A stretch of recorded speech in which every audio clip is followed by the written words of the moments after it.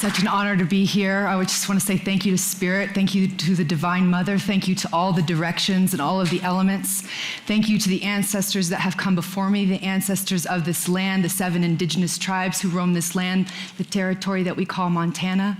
I say thank you to each one of you. You could be anywhere in the world, doing anything with anyone, and you're choosing to be here listening to us share our stories, our vulnerable, open hearts, and these pieces of us. Thank you for sharing yourselves and your time tonight.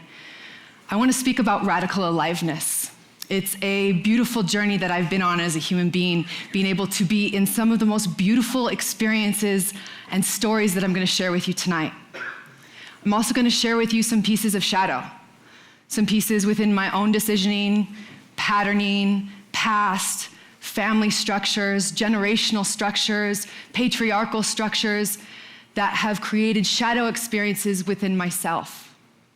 I share these because I feel and I teach and I, in my best ways, try to embody what it means to be alive, to feel the full spectrum of human experience, that there is nothing that we need to run from or avoid, that we're actually meant to feel it all, that all of me is welcome here, the good and the shadow, that which we determine that we want more of and that which we're trying to avoid, because we're here to feel all of it. And that is the sacred place that I want to visit tonight with all of you. I was born and raised in Ontario, California. I know, I wish it was Canada too, but it was the Inland Empire, this very interesting valley where I grew up in a wonderful, loving family. Truly, I lacked nothing in love from my mother and my father and my 3 younger sisters. There was also a culture, a religion of a certain type of Christianity that was very constricting, way more constricting than the snake around my neck. It was this feeling that I couldn't fully express myself, and when I would get in my excitement or get in my movement or get in my giddiness, there was a shutdown, specifically around my anger, and specifically around certain types of naked artistic expression. As a young child and even into my teenage years and my adult years and even now, I really celebrate the human body. I believe it is a work of art, a part of nature, and I don't advocate this for anyone else, but as a young one growing up in this type of culture, it was very much shut down. I felt myself needing to stop expressing myself, stop showing myself, stop being so big, stop. And it became this journey of me becoming very small in order to be loved, in order to belong. I journeyed into college and had many dreams of letting myself unfurl my wings, letting myself be seen as an artist, as an academic, as someone who loves to share story, as someone who's interested in life and wants to soak up culture everywhere she walks. I studied socioeconomics in Latin America and got to travel all over Bolivia, Oaxaca, Guatemala, Honduras. Got to learn Spanish and begin my studies in Portuguese, Zapotec, Quechua, and really dive into a beautiful essence of who I was. During this time too, I also became a statistic. Over 65% of women who go to university in the United States experience some form of sexual assault from a student. I became a statistic at this time. At the age of 18, I was raped, and I didn't speak about it for 4.5 years. Truly start to dive in. I discovered it through a therapy session my final year of college.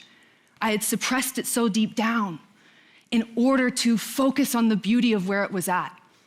I didn't have language. I didn't understand even what had really happened. And in the culture that I was raised in, anything around sex, we didn't talk about. I wasn't given the tools to navigate my own shadow, and it got packed into my body.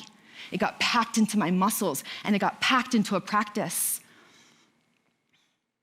A practice that I discovered around the age of 12.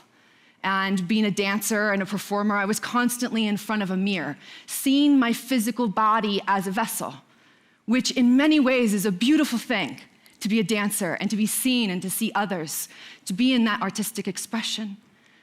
I also discovered bulimia at this time, a way to keep me small within that constrained system that also cut me off from many sensory experiences, knowing how to say no to boundaries with my body, knowing how to understand what was comfortable and not comfortable. Without language of the shadow, without the ability to be in that paradox, I had nowhere to go. By the age of 22, I was experiencing daily thoughts of suicide. And I knew that in order to continue forward, I had to commit to my life. And I wasn't even sure what that meant. And so I put myself in a meditation class, tried to find myself. It was really hard. I didn't want to sit still. There were so many thoughts happening. There was so much happening in my body, and I couldn't really find a center in the breathing. It was confusing. I did a yoga teacher training and tried to find it in my body. Still not my path. I did nature wilderness. I went to all these different spaces and places in therapy, and there were pieces that started to grow. And then I went on Guru Google one day and asked, yoga teacher, Costa Rica. I was 23 years old. Why not? And this place came up, and I went there. I knew nothing about the place or space, just deeply felt called. And I was invited, after 6 months of being there, to sit in my first plant medicine ceremony with Yahe, ayahuasca from Ecuador, a beautifully powerful, life-moving experience for me that allowed me to tap into the greatest truth that I knew from a little girl in my Christian upbringing, that all beings are one being. That we, when we are in our truest form, work for the highest good of all. Our greatest joy is when we are connected to the highest good of all, in service to the highest good of all. The good news is that love is infinite and connected to all of us in every moment. All we have to do is accept it.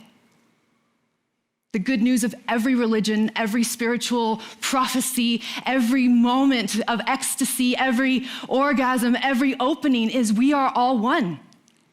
We are all one, and I've always known that. And I got to have an experience of that through this incredible ceremony.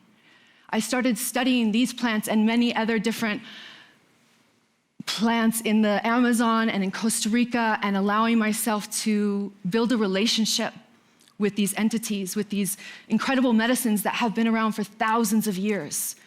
It was a beautiful, life-changing experience. I also was in a context of a tribe that I didn't have a lot of communication. Spanish was something that was being used, and then they spoke a different language, Secopai, and at a certain point in my training, it became very clear to me that I was being sexually assaulted. I thought I was being cleansed. And it was one of the most incredible experiences of my life, and one of the most confusing pieces, to find a purpose and a connection, and also to be receiving something that was not invited. And I sat in that paradox for about 6 months. I was planning on going back to study more and to dive deeper into facilitation. And I couldn't. And it broke my heart. And I had to come to terms with that paradox again, to understand and accept the beauty of all the teachings that I had received, and also step away from something that I deeply loved. The last story that I want to tell is a reclamation story. This resilience piece is sitting in that paradox.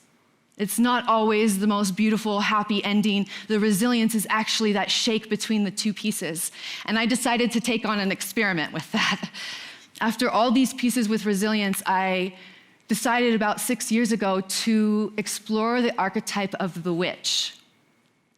Part of my background is in European indigenous roots, and the witches were actually just the herbalists, the midwives, the medicine women in the forest. There was what we know as witchcraft is most likely just the past 150 years of different lore being recultivated in fun cards and different ways of coming together. But the true witches, before the Roman Christians came and persecuted them across the lands, were the herbalists and the plant medicine women of my indigenous ancestry.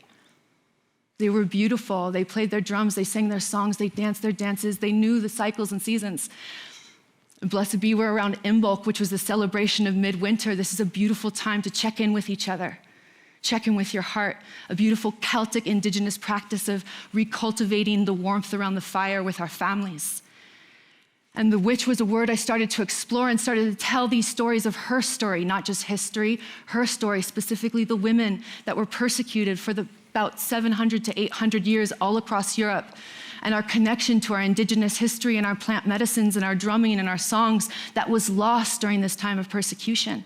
So reclaiming the word witch is very much in that paradox of resilience. I get all sorts of responses, from deep love and admiration and people wanting to understand more and be like me, to interesting threats and different interpretations of what that actually means. And to be someone who, yes, stands in the word as a witch with so much sweetness and tenderness, in remembrance of what it means to be connecting with the roots. To be resilient means we have roots. We got to plant our feet in the ground and remember who we are, connect to our ancestors. If we don't want to be manipulated by all the information out there and just let our branches go and be tossed away by the river, we get to connect with the earth again. So the practice in this, the practice of reclamation, is a resilient one for all peoples, for all earth peoples. Reclaiming our roots is a practice of resilience and is necessary for our own healing and empathy so that we can connect to each other again. Part of my practice, my spiritual practice, my human practice, I consider them both one and the same, is I am a founder and facilitator at the Earth Temple, which is a nature-based church, and we are exploring what it means to be radically alive in every moment, to connect with each other as human beings in slowed down ways, to really feel each other, and to connect with plants in multiple different ways, and to connect with nature as a sentient force for love and good, a remembrance of that we're all connected.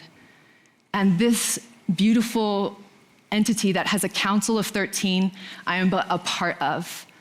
It has emerged from so many of us who've had really deep, intense shadow and beautiful experiences.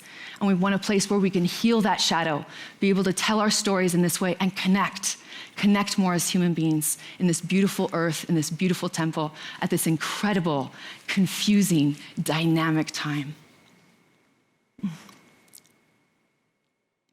Thank you all for listening. It's an honor to be here. Blessings.